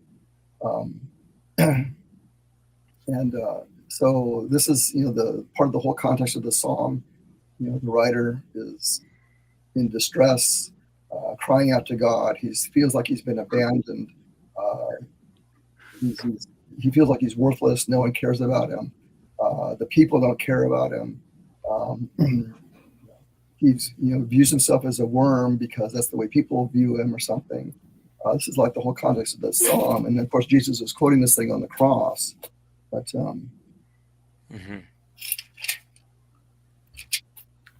don't know if you want to catch Yosef's comments. I was considering it. I'm not sure because it comes up a little bit later. Maybe the second comment. I'll show a second one here. We already discussed this. Parallelism is only part of the poetry of the text. Translation often fails to capture other poetic elements like occasional rhyme, consonants, wordplay, very common in the biblical poetry. That makes sense. Yeah.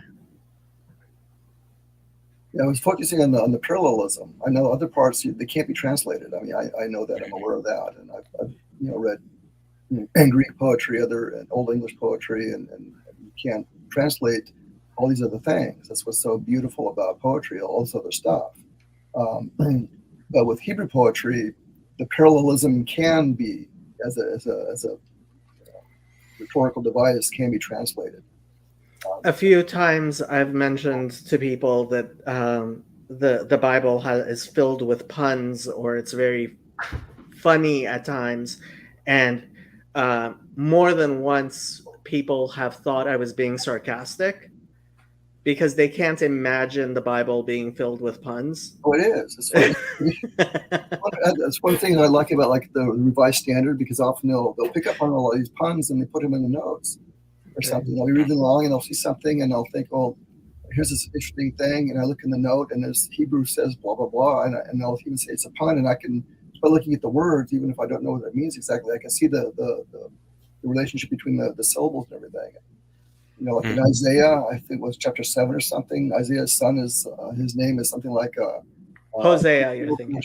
Yeah, that nice long, was it Mahalash Hashbar or something? Right. And most translations just ignore that. They just translate it as something in English or something. But I think the Revised Standard actually has that in there or something. And so it's nice to have that, because that's the joke. Even in it's a joke. Isaiah actually does have a lot of puns in it that really, I mean, I don't think it's possible to even in the notes put it. There is a lot of pun play in the Bible that just I think most people are just not. It gets lost. Oh. Yeah, that's the same thing in Greek. I mean, depending on who you're reading, there's a lot of puns, maybe in James, the letter of James or so, and the stuff in there in Greek, and you never see it unless you're reading the text in Greek. And unless it's really, really poignant or something, then there's no point in even trying to point it out, because it's like a side thing. So the original readers can read and chuckle, and because they get it, but everybody else reads it and thinks, okay, fine. And they don't get it because they can't see it. But the only pun I know in Greek, apparently this is really funny in the Greek, but I would rather be Herod's swine than his sons. Oh, yeah. Yeah, ის is swine and Ios is son.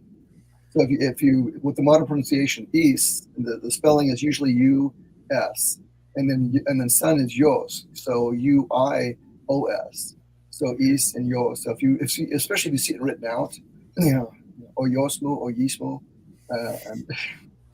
So apparently Caesar or whoever it was said this when he found out that Herod, who didn't eat pig, killed both of his sons by Mariamne. Right. That was very funny, actually. But not for his sons, it was. I noticed that. I mean, everybody knew Herod was a monster, but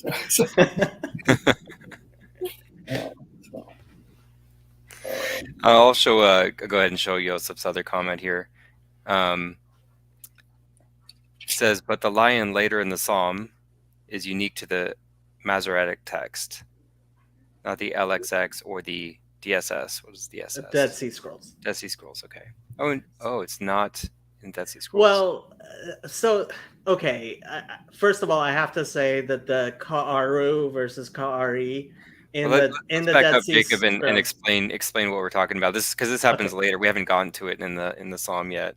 So what I mentioned earlier in verse 2, Divrei Shagati, the words of my roar or my groaning, right? I think the lion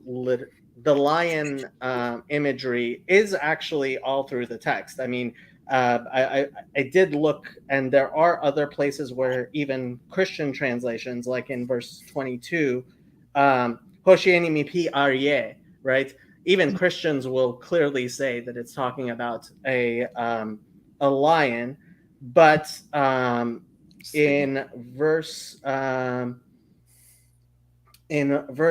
17, the word ka'ari has been for thousands of years a big fight among because Christians say that word is pierced, and we could get into a very, very long explanation of all the various arguments whether it is pierced or not. I would say it clearly is not pierced. It is very clearly like a lion, But yeah, so Yosef is pointing out that maybe if you don't have in verse 17, if you have pierced as opposed to like a lion, it's not so clear that verse 2 would be a roar. But I don't know that the Dead Sea Scrolls, first, the Dead Sea, yes, LXX, there are obviously Septuagint versions which do in fact have pierced as opposed to like a lion.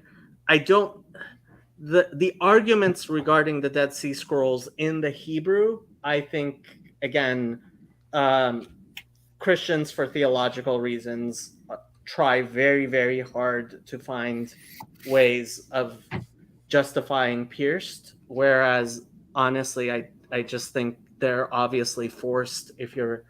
If I understand why somebody would want to find ways of translating it as pierced. At the same time, I think if you don't feel bound by the Christian tradition to say that that's pierced there, I think it's very clearly like a lion.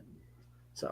And for context, for folks who haven't seen that before, we're talking about, verse. Switch here. 10 verses down from where we are. Yeah, we haven't gotten to it yet, so I don't want to get too far into it. But and I try not to bore people to death with this fight, but it is definitely one of the big disagreements in terms of translating the Bible in between Jewish and Christian translations. Mm-hmm. And so the word in the Greek is օրύξαν χειράς μου. And here it says they dug into my hands. So that word there in the Hebrew, Christians will make an argument that they dug ka'aru, which, if such a thing truly exists, it is the only place in the entirety of the Bible that word is used, whereas very clearly in other places in this text it is talking about a lion, and like a lion, ka'ari, is the most natural and common reading possible. And frankly, like, I think people who know Hebrew would look at the arguments and kind of be like, you can't be serious. Whereas if you're looking for an argument, I mean, I could make the argument too, but it's not a very convincing one in the Hebrew. So Jacob, with the Hebrew text, this line here, it says ώρυξαν χεῖράς μου και πόδας.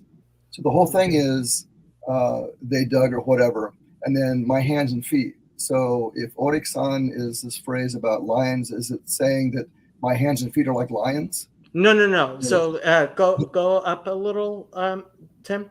So it says the gathering of the ones acting wicked compass me, right? They encircle me, and then the Hebrew is like a lion, my hands and feet, they surround. Oh, so right? they're surrounding me like a lion surrounds. Yeah, and that's imagery that's used as we go through. You will see the imagery of lions and dogs surrounding me is actually all through the psalm. Okay. So that'd be, they surrounded my hands and feet like lions. Yeah. Got it. Interesting. How are you doing on time, Rick? I probably need to go soon. Okay.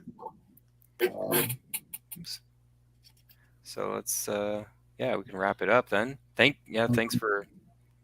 Let's see. That's pretty good. Look, do you want to just start next time where we left off? Sure. And where did we leave off? I just lost track here. I think we were on 7. Yeah, 8. Okay. 7 or 8, depending on how you want to count things. Now what? Something came up on my window. What did I do? No, this is my computer. It's telling me to do something which I don't want to do. Okay. So it was this line actually after- animalou. That was where we left the off. worm. So it's this verse 8. If you include the first line, so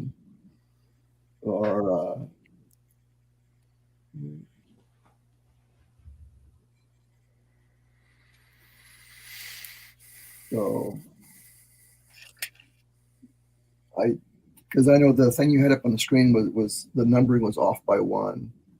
Yeah. I'll write it back in here. It was it said it was that we left off at the beginning of verse 7. Okay, so yeah, it's verse 7 in the RSV. It's verse 8 in the Septuagint in Rolf's text. All those who see me mock me. So yes, yeah. Okay. Yeah. So we'll come back there next time. I want to introduce you, Rick, to my friend Andrew. Hello. Andrew is a catechumen, right? He's getting baptized on Sunday. This Sunday. Congrats. ἀγίοις. And then he's getting ordained the same day. So he's Andrew is attending a Coptic. Coptic, right? I remember seeing you the last time. Okay. So one of the recordings that I looked at afterwards a little bit when they go on for hours and hours and hours. And I leave here, then Tim and some others and Jacob will be there for the rest of the night. Maybe till tomorrow. Richard, you're not supposed to point out that I'm a single man with no life. You and me both, man. I just can't do that, but no, me neither. Yeah. So anyway, but it was good when I could do it. That was enjoyable. And Andrew, I don't know if you caught when we introduced Mark earlier. He's how long have you how long since you were chrismated or baptized? Baptized in 2020, so I'm a pandemic Orthodox. So. Interesting. What led you to that? You wouldn't believe me if I told you, but I had a Buddhist meditation, a Zen meditation given to me by my teacher that totally went off the rails as far as they're concerned. And and I just got up from that meditation knowing that I was a Christian, or I was going to be a Christian, and also a type of Christian I had never considered before, Orthodox, because I just figured it was like some other kind of Catholic thing, which I wanted not a lot to do with. And it was very, I would, 5 years ago, I would have laughed at you, because at first I went through my atheist period and helped a lot. I didn't think much of, I kind of despised Christians and talked them down and everything, and surprise, here I am. There's a very similar story on Burn Power's channel. Burn Power has a YouTube channel. His first name is Burn, Byrne, and he interviews a guy who was a monk, a Buddhist monk, for many years, and then he became a Christian. I think he's in the CRC, but it's a very interesting interview. I'm trying to find it here. Anyway, carry on. So you were surprised. Yeah, well, yeah, because that was I was not looking. Well, I guess if you're doing meditations and you've been given a koan by your teacher and stuff, so you are seeking in a sense. But since I didn't believe in God anymore, although I always had a soft spot for Christ, so I couldn't badmouth him, but everything else was fair game. And I don't know, it was just very, very strange. In fact, I still have a lot of my family. I'm in that eggshell phase, make sure they don't think I'm preaching to them or anything. It's like I'm just sharing, how do I put it, the poetry that I live my life in now. That's how I'm presenting it to them, because they're very anti-Christian as well now. So Has it always been that way in your family? no, actually, and my sister-in-law's father was a Church of Christ minister, so she's very bitter against the church as well. And I walked away because a lot of lovely people that I'm probably not worthy to even tie their shoes, spiritually speaking, but there's a lot of craziness and stuff, and it's just like, I don't need this. This is not real life. This is some type of, anyway. I'm as surprised as anybody. So, Do you have time to stick around, Mark? I want to let Sure. Richard go, but so yeah, I just want to say thank you, Richard, again for leading us through this, and it's been interesting. I'm curious how things are, where this is going, but I feel like it'd be good to keep going with this and see what happens. I think that the way we conducted it, kind of verse by verse, phrase by phrase, I think that worked pretty good. I'm hoping that we get some more people asking questions and we can have more tangents too. So So in a fortnight again. Yeah, sounds good. 2 weeks. So the 22nd. Put it on my calendar. Okay. Okie doke. Carry on. Thank you, Richard. Okay, you're welcome. Very Good much. to see you again, Jacob, and have a good week. And see you on Sunday, Mark. If not on Wednesday at the midweek. Mid-feast. And good to meet you, Andrew. Yep, you as well, Richard. A blessed feast of Saint Christopher. My son's feast day tomorrow. Well, tomorrow. Oh, Okay. wonderful. Yeah. So Andrew has to pick a patron saint by Sunday. Uh-oh. You haven't picked yet? What are you doing, man? Yeah. Well, mine is Andrew also, but Andrew That's called. right. Yeah. well, That's he's- right. That's he's why I was got a good confused about your name, Rick, personality. because I knew it was Andrew. If he wants to keep it easy, that's what I talked with the priest, and you have a good Christian. Apparently, they told him he has to pick somebody, and apparently Saint Andrew from the Bible doesn't count. I don't know why. It should. There's Andrew of Crete. There's lots of Andrews, but Andrew the first called is pretty common. There's Were the another cops got priest. something against Andrew? Yeah, well, there's Andrew. Andrew Jacobs, Father Andrew. Well, he's Andrew the first called, and there's another fellow Andrew at Holy Cross, and he's also the first called. So there's a few of us here. So we were discussing yesterday Moses the Black and Yes. Jerome. Jerome's one of my few Christian saints I like. Okay, I gotta go, so I'll see you later. Okay, bye, Rick. Thank you so much. Yeah, thank you. Welcome. He's so patient with me. All the questions I ask. It's great. Oh, this is a bad layout. Yeah, it is. Great. Well, so you were saying, Mark, I actually put into the chat a video link. Oh, Andrew's coming back. Oh, thank you. I'm trying to come back. And there's a video link there, and this is an interview with Burn Power and a gentleman who was a Buddhist monk. And as you were talking, immediately I thought of this. Very interesting. If you get a chance, so check it out. But you were saying you were walking on eggshells phase with the family and even people at work, because I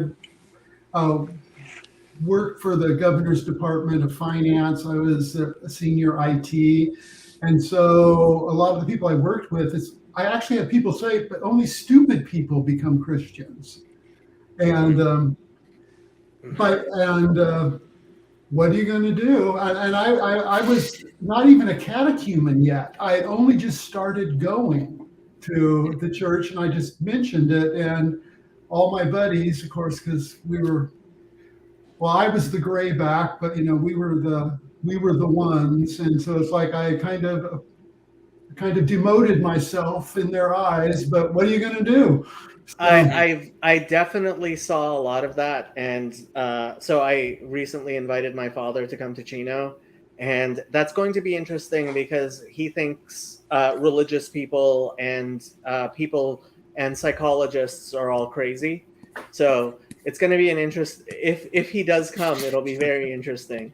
My parents basically thought that all, and to some extent still think, all my religious stuff is a manifestation of mental illness. Well, that's one way to not have to deal with it. If you can pathologize it, then it's all good. So, but yeah, it's actually and apparently it's happening to more and more people. I think there's a lot about modernity that I'm glad we have. Medicine, things like a lot of the medicine and stuff. But then some of it it's like there's just this black hole at the center of it that we can distract ourselves and indulge ourselves, and now we're battling nature to recreate ourselves in whatever image we want. But we don't. I didn't even really know who I was. And there are other reasons for that as well, basically being on the spectrum. So of course, to be able to hold a job, because 80% of us are unemployable. Well, I was fortunate to be very good at masking. So I was able to have a very responsible, good career and a good retirement. Thank you, God, and what have you. But yeah, so I don't know. It's like, as a culture, becoming real people rather than I have to be the image that I see in social media or on TV, and because everybody's lacking until you have the new toy, or you're wearing these clothes, or you have 8% body fat, or whatever it is that they're selling. So I don't know. Don't get me started. I can go on and on. I'm not all that interesting, but you said you did have exposure to Greek. Where did you go with that? I couldn't remember. That basically, there was a fellow in Australia, Seamus McDonald, that I took a semester of Attic Greek, which got me started. So, don't quiz me on any of it. It's been long enough. And then it's kind of like, well, I don't want to get into that Protestant mindset of I got to learn the Greek so that I can interpret this for myself, which is a good thing. But when you come from way long ago in Protestantism to where it's how I interpret it is what it means, I was more interested in, especially at that time, at learning the tradition and how people much more knowledgeable in the language and wiser than me actually interpreted it, rather than my half-arsed whatever attempts. And as soon as we get into it, immediately we start running into how complex translation is. I mean, and we're trying to translate it into English from Greek, which is then previously translated from Hebrew, and just how there's just if you didn't have a really broad knowledge of all this stuff, you'd just be lost. I'm lost with it without oh yeah, I had, because that's just the way I rolled. I was a biochemistry major in college that never took any biology, because then I took math and Latin for whatever reason, because like I say, it's just I was all over the map. So I had some idea of language and translation, and then Greek is way different, and now Hebrew is fascinating. And what little I know of it, I can see why there can be so many puns in it as well, which is fascinating. Not to mention the alphabet is beautiful too, because I like calligraphy. So what about Hebrew makes it easy to make puns? So Hebrew, all Semitic languages are based on 3-letter roots, and so 3 radicals. So for example, let's say the word eat, right? Aleph, Chaf, Lamed. Those are 3 letters in Hebrew.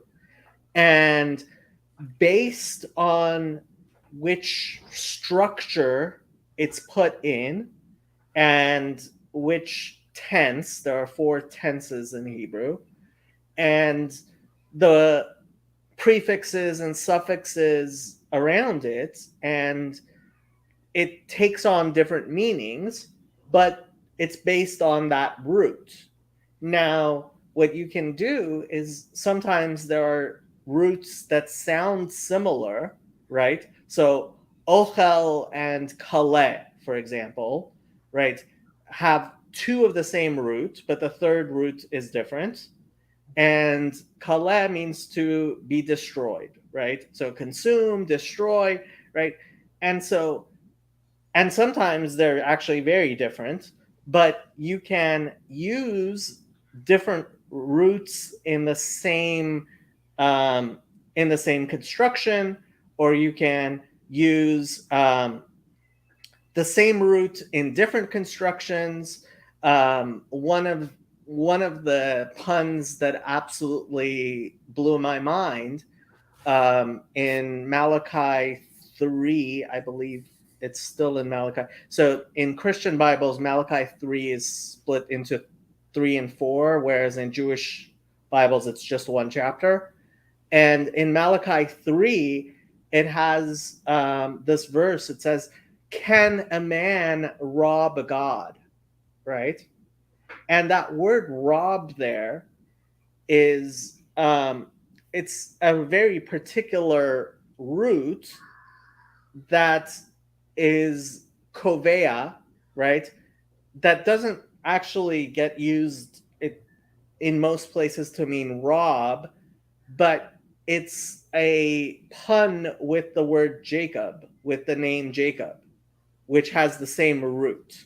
So in the verse before it, it says, "Oh, you sons of Jacob, can a man rob God?" And it's like, there's a pun there, but you would never know it. And I don't know how you could even like explain it. It's a pun. Mm. And the Bible is absolutely filled with puns. Absolutely filled with puns. Like, I don't know if I could say a majority of verses have puns in them in Isaiah, but a significant minority of verses in Isaiah are just filled with puns. Interesting. I hear my kids playing in the other room. I think I need to go wrestle them. So. And I have 2. My cats had their birthday on Friday. They're twins. They're 15 and rescues. And so attention, I can't just sit here and scratch them. It takes eye contact, or we get vomiting and all the cat stuff that goes on. So, and Andrew's supposed to be studying. That's right, Andrew. So I think maybe we should end the broadcast. This is going to be a short one, only 2 hours. Only 2 hours. Yeah, still as long as Lord of Spirits. So it's, we've got another hour someday. So, well, Mark, thanks everybody. It's been great meeting everybody, and see you on the 22nd, God willing. Yeah, sounds good. And Mark, you may not be aware, but last time we did this, it said 7 hours on there. Well, I heard with Father DeYoung, Father Stephen. Yeah, he showed up. That was a full-on conclusion. So I wasn't gonna stop the live stream with as long as Father Stephen wanted to keep on talking. So. Well, last time we just needed to stay up until Hezi woke up. That was my goal. So Hezi lives in is he in Jerusalem? Yeah, he lives in Jerusalem. Yeah. So, all right. Well, thank you so much. Thanks, everybody.